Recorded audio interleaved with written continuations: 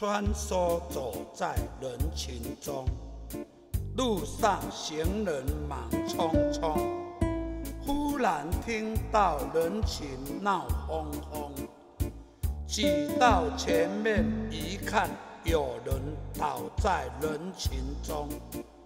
问他哪里不舒服，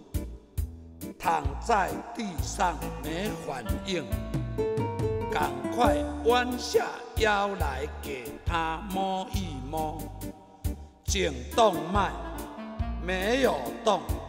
大家赶快来帮忙，把他换成仰卧躺，帮忙快打电话119叫救护车，先给他做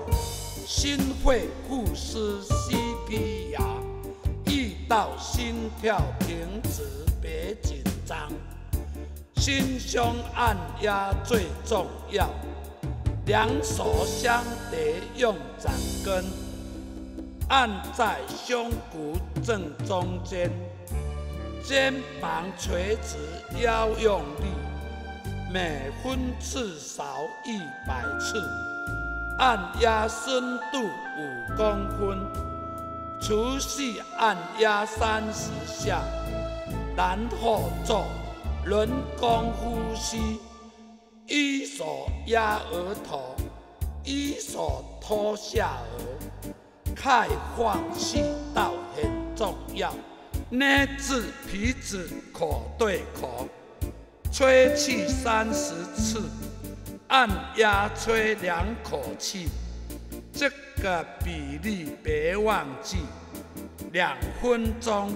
循环做5次，摸摸喉结旁边，动脉有没动？如果没动，继续做，一直做到救护人员到现场。遇到四边没人时，胸前忽然剧痛冒冷汗，自我心肺复苏很重要，千万别惊慌，先虚捶捶胸，深呼吸，不停地咳嗽，每次咳嗽前都先深深吸口气，然后用力地、深深地、长长地、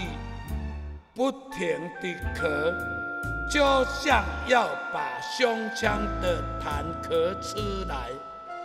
要咳1次吸1次，直到认为正常，快就医。自救互治是美德，挽回生命靠大家，人人学会心肺复苏 CPR， 把握关键时刻，把命救回来，救回来。